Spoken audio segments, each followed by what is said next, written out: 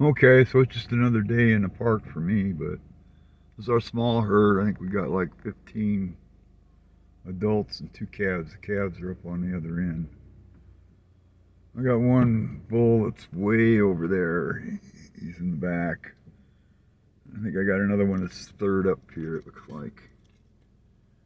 And well, you tell the difference. Actually, the bulls end up looking better than the cows.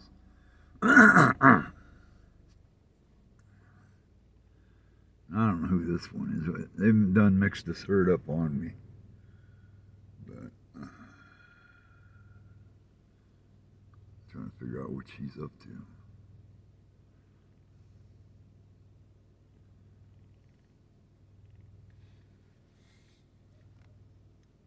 I don't know if she's looking for a better place to graze. I'm just going to give her room. I think that's what she's doing. Yeah. She's just looking for greener grass. Well, the grass is a lot greener for this time of year. So.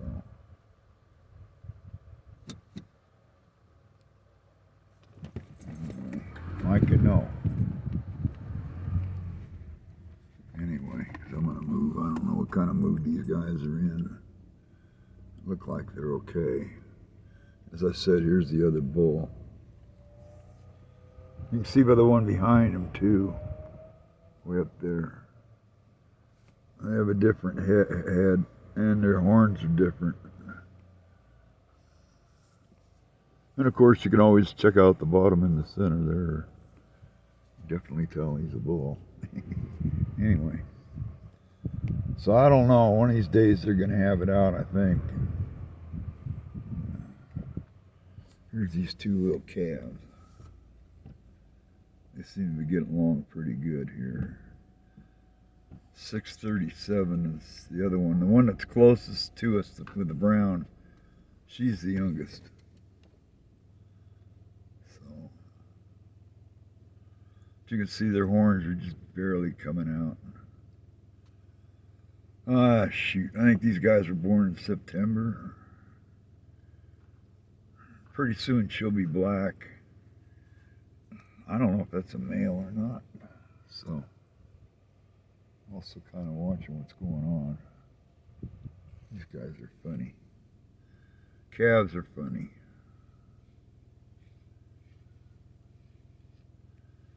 Evidently they're... I don't know what that is.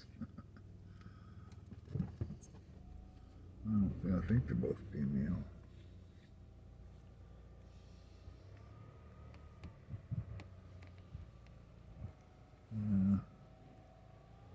Both female. I don't know.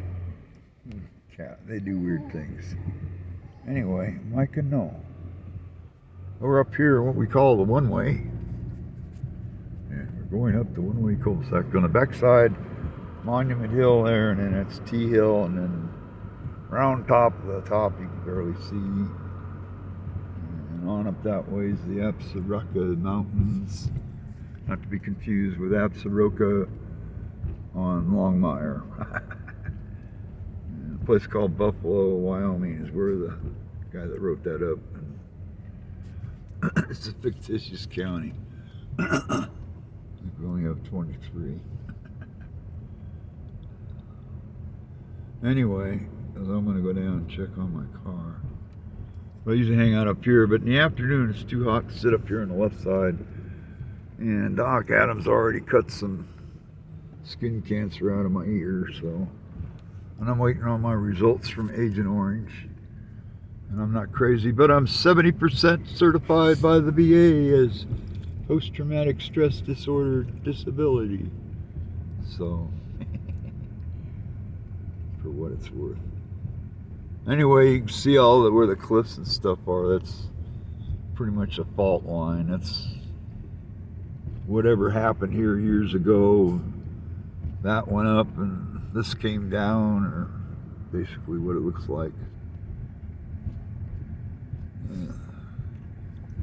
Indian legends. Well, there's a lot of legends. There's a book called Ancient Visions. And, we got petroglyphs all over. We got the main, well, the one you can go to is Legend Rock. It's out that way. It's, I don't know, 15, 20 miles out that way, where they make a pilgrimage from here all the way up to Yellowstone. And this was the winter campground for the Shoshone. Anyway, they believe that this was the Garden of Eden at one time, where the man came from, and a lot of the tribes believe someday they'll return here. To them, the Great White Brother is Jesus. The Great Spirit is great-grandfather of God. And I have a tendency to go along with them. I grew up with the Shoshone. To you guys, you know them as Shawnee, but they call themselves the Shoshone. That's like the Navajo. The Navajo are not really the Navajo, they're the Dene. The Spanish named them the Navajo. And, Hopi, everybody always said that the Anasazi disappeared. Well, no, they didn't disappear. They broke up and went into other tribes.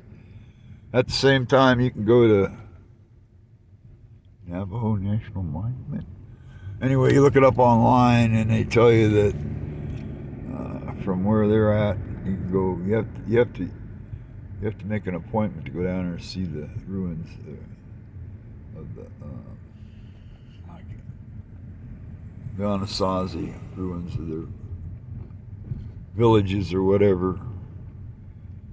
Anyway. But they tell you that the Hopis are direct descendants of the Anasazi. The Hopis let the Navajo surround them to keep the Spanish and the Apache from, I don't know, taking them out, I guess. I don't know. Hopis are real peaceful people. Yeah. Of course, actually the Apache are cousins to the Navajo. They just speak a different dialect. The Navajo are more of a farmer, I guess, and the Apache were more of a warrior. Anyway, here we are, and we're in the hell's Thermopolis, Wyoming, down there, and it's the wacky world of Grandpa Rich. What were you thinking? Anyway, the guy that owns the Star Plunge has that house up on the hill. He thinks that's really important up there. A lot of people, I don't know, think it's arrogant. I don't know. Anyway, we got cabs over here in quarantine where that sign is, sort of. And this is coming out of this is what we call East River Road down here. And I'm going back into the main park. I got my car in the shop, my other car, my old Oldsmobile, getting the windshield replaced. So, thanks to my disability, I have the money to do stuff like that. I have to put some money into it. So this is what they call Monument Hill. People used to go up there and pile up rocks and stuff. And I got somewhere in here you'll find a video I do. Tells you about the park and the significance of the hot springs. And Shoshone and a lot of the Indians drink it. And there's, I don't know, I thought there was like 17 different minerals. I may be wrong. And there's these microisms. I'm not too sure how you. Anyway, they get into your system and they help heal your body. So that's why they call it the gift of the waters, which is every August. Well, you can get a little bit of steam off here. Let's see where we at. We're at 45 degrees. If I'd have come down here earlier, you could see more of it. This is what the Shoshone call Bungwana, smoking waters. So that's we call the cooling terraces over there.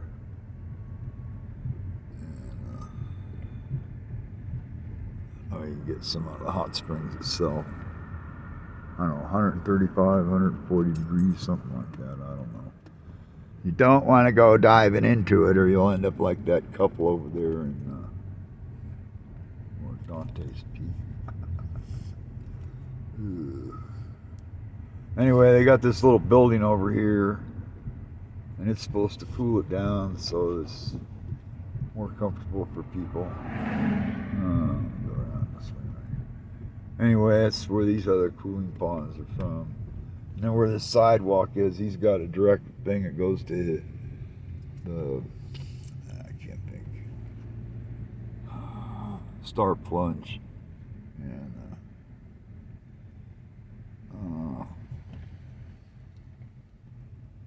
it's for his outside pool. I should come back there at night. Anyway, that's the main thing up there, the main springs. We got these Canadian geese. And, a guy in a red pickup used to work for the state. He used to work for the highway department. He's retiring now. He may wave as he goes by. Anyway, I'll let him go by and I'll continue on. Anyway.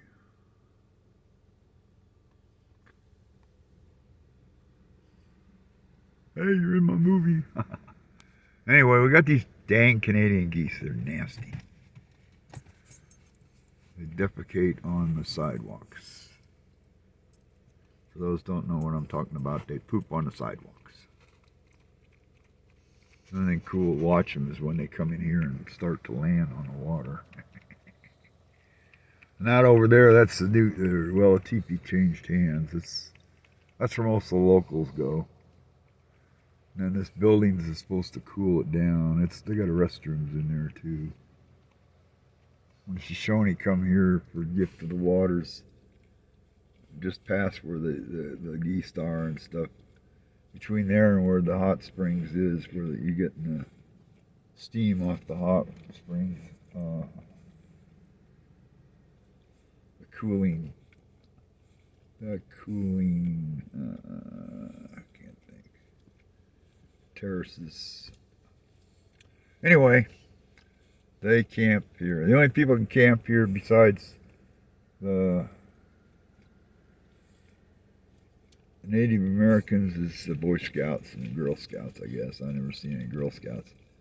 They used to have guys, they had some come in here in the winter, and it was pretty impressive. They had a little tent up and everything, and they dug themselves out of the snow, and we had quite a bit of snow over here. Anyway,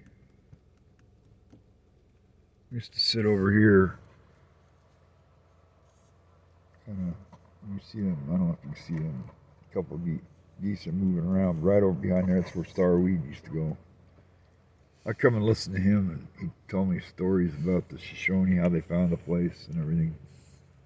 This is their winter campground. And they gave that all up. Now they're over there at Fort Washakie. The Gift of the Waters was part of the thing where they gave, I don't know, I'll go read the thing. One of these days it tells you about the history of the park. So it's just another Saturday.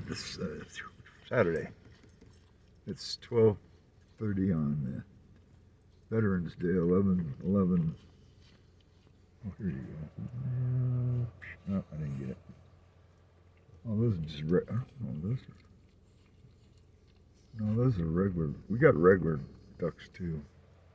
Well, they're going to start landing too. They're coming in from somewhere. It's cool to watch them sometimes. What's really cool is when these big ones get in there and like a flight of them come in, and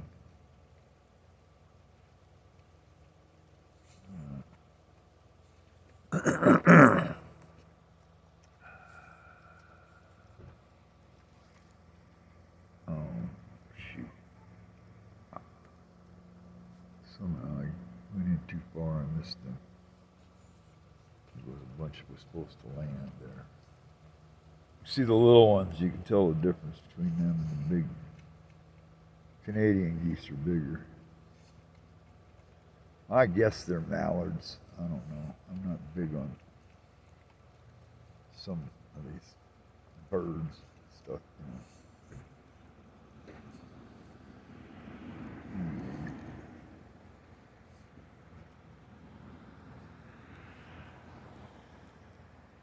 All right. Well, my arm's getting tired. I'm running out of subject.